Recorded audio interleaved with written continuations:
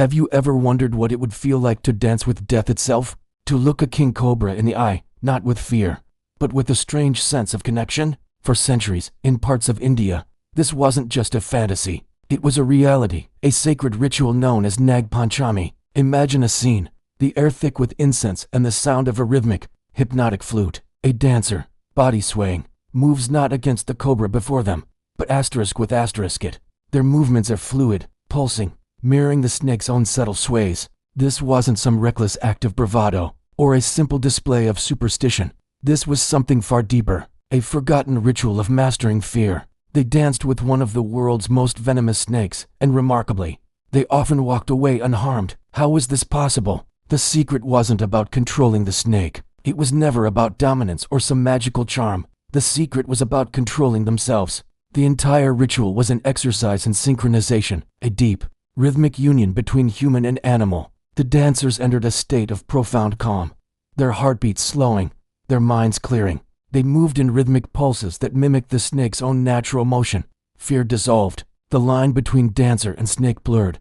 Their energies merged. This might sound like ancient mysticism, but modern neuroscience is just now beginning to understand the science behind it. Today, we might call this a form of coherence therapy. It's the principle of matching an external rhythm to create internal calm. Think about how rocking a baby soothes it, or how the steady rhythm of a drum can put you into a trance-like state. The snake dancers were masters of this. They used the snake's own rhythm as a guide to regulate their own nervous system. Let's break down what happens in our bodies when we feel fear. When you see a threat, like a cobra poised to strike, your amygdala, the brain's alarm center, goes haywire. It floods your system with adrenaline and cortisol, triggering the fight-or-flight response. Your heart pounds. Your breathing becomes shallow and rapid. Your muscles tense up. You become jerky, unpredictable. And to a snake, unpredictability is a threat. A sudden, fearful movement is exactly what provokes a strike. The Nag Panchami dancers hacked this primal response. Through intense training and deep concentration, they learned to consciously override their own fear. The key was in their breath and their movement. By synchronizing their slow, deliberate breaths with the fluid, rhythmic swaying of their bodies, they sent a powerful signal back to their brains. We are not in danger. We are in control. When your breath and movement synchronize in this way, something incredible happens. Adrenaline levels drop. The prefrontal cortex, the part of your brain responsible for focus and rational thought, takes over from the panicked amygdala. Your heart rate variability increases, a key indicator of a calm and resilient nervous system. You enter a state of heightened focus, a flow state where you are completely present in the moment. You are no longer a panicked creature. You are a calm, steady presence. And a snake can sense this. Snakes are incredibly sensitive to vibrations and energy. They don't see the world as we do. They feel it. When a dancer achieved this state of inner stillness, the snake no longer perceived them as a threat. The frantic, jerky energy of fear was replaced by a smooth, predictable rhythm. The snake, in a way, saw the dancer as part of its environment, another element flowing in the same rhythmic current. They weren't taming the snake. They were becoming one with the snake's world. This ancient practice holds a profound lesson for our modern, anxiety-ridden lives.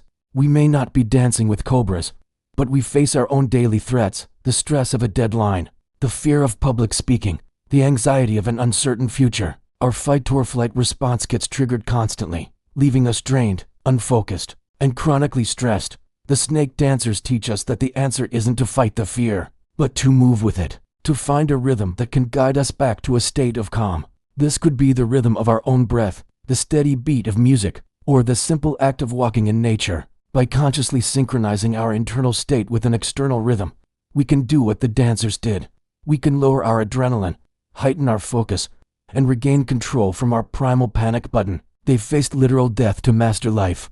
They understood on a primal level what science is now confirming: the power of coherence, the ability to bring your mind, body, and breath into a single, harmonious rhythm is the ultimate tool for resilience. It's not about eliminating fear. Fear is a natural and necessary emotion. It's about learning to dance with it, to acknowledge its presence without letting it control you. So, the next time you feel that familiar surge of anxiety, remember the snake dancers of Nag Panchami. Remember that you hold the power to change your state. Take a moment, close your eyes, focus on your breath, find a rhythm. Inhale slowly, exhale completely. Feel your heartbeat begin to settle. Feel the tension in your shoulders release.